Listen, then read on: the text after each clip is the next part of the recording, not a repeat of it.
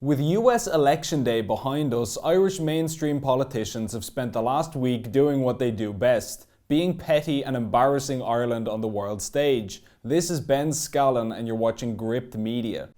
So the US presidential election appears to be over and basically all of the mainstream media have declared Joe Biden as the winner. Now, as we know, just because the media says something, that doesn't mean that it's true. There are still ongoing legal challenges and a potential Supreme Court case over alleged voting irregularities. There are several reports of dead people, some as old as 170 years old, showing up in the electoral register as having voted, just to name one example of potential foul play. So the result of those challenges will play out in the coming weeks, and none of us truly know for certain what the final outcome will be. It could still be Trump. The media has called it for Biden, but the media don't pick winners, votes do. Until and unless one candidate concedes or is chosen by the Electoral College, we simply don't know. What we do know, however, is which side of this race virtually all Irish politicians supported. Our leaders almost unanimously have a sycophantic love affair with Joe Biden and his running mate Kamala Harris.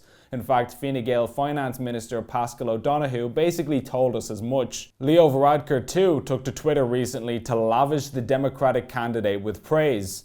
Good luck, Joe. Delighted you chose the brilliant Kamala Harris as your running mate. A true trailblazer, half Indian and committed to justice. And you're both Finnegans. I know you'll be great friends of Ireland. Now, I'm not entirely sure what Harris being half Indian has to do with her competence as a potential vice president. He said this almost immediately after blasting Sinn Féin for judging people based on their arbitrary characteristics like race. So apparently Leo is fine with judging people's competence based on their ethnicity, just not when his political opponents do it. But that's besides the point. For the past 4 years, our country's leaders have never hidden the fact that they despise Donald Trump.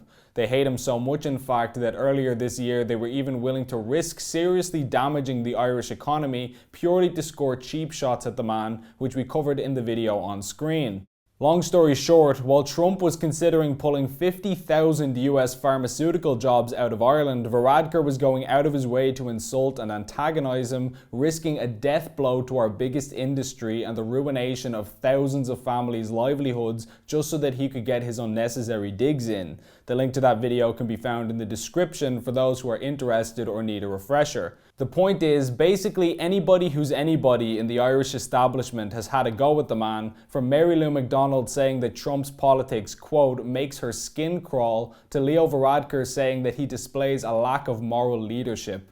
To be fair to Leo, aka Mr. Picnic in the Park, he would know a lot about lacking moral leadership. One might say that it's his area of expertise. It's very rich that Leo the Leak, of all people, the leader of the Golfgate party, has the audacity to criticise someone else's moral character, but there you go. Last week, Biden tweeted, "It's time to put away the harsh rhetoric, to lower the temperature, to see each other again, to listen to each other again." In response, good old Simon Harris decided to stick his oar in. 100%, and it applies beyond the US. The politics of nasty personal attacks and treating opponents as enemies pollutes our public discourse, reduces the quality and depth of public debates, and lessens focus on the vital job at hand. Wow, what an uplifting message from Simon Harris. Or at least it would be if he hadn't followed it up by referring to Trump as an awful gowl for losing the election. I guess when Harris said that the politics of nasty and personal attacks need to end, he meant attacks against him and people that he likes. He's still free to slag and insult and demonise his opponents, just not the other way around. I get it now. Thank you very much for clearing that up, Simon. Fine Gael TD for Wexford, Paul Keogh, was similarly blunt, responding to one of Trump's tweets directly. "Biden got more votes than you, so suck it up." At this point, it's probably worth noting that Paul Keogh is a lifelong politician in one of the oldest and biggest establishment parties in the country, and yet in the last election he still only scraped into his seat on the 11th and final count by the skin of his teeth. Pretty much the only thing he's known for is being the defence minister during the worst health crisis that Irish soldiers ever had. Our troops even appealed to the public not to re-elect him. So it's hard to see where he gets off talking about having a mandate from the electorate. I think it's fair to say that Donald Trump is far more supported in the US than Paul Keogh will ever be in Ireland. But on top of their hatred for Trump and their virtue signalling against him, Irish leaders also have a bizarre infatuation with the US Democrat Party. In fact, they have a tendency to pick up and parrot all of their mindless talking points on this side of the Atlantic. For example, Democrats support Black Lives Matter. Suddenly, what do you know? Irish politicians support Black Lives Matter. Democrats support illegal immigration. First, no one is illegal. That term is derogatory now because it dehumanizes people. Well, guess what? Irish politicians support illegal immigration. Before I finish, Chair, I have to say I find the tone of the opening statement absolutely atrocious.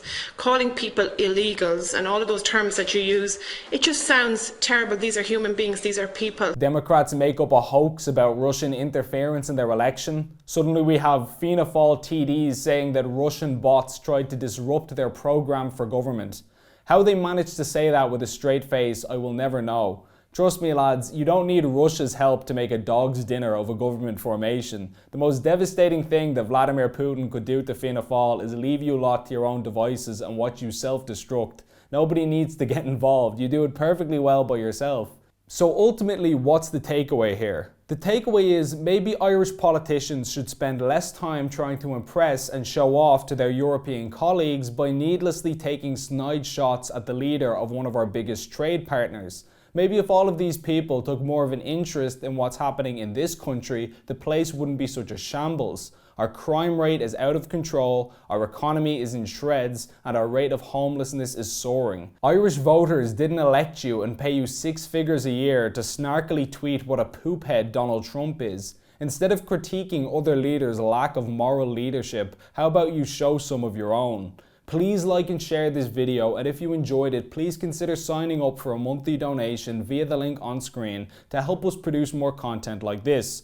Alternative media like Gript needs all the assistance it can get, and every donation goes a long way. As always, thanks for watching.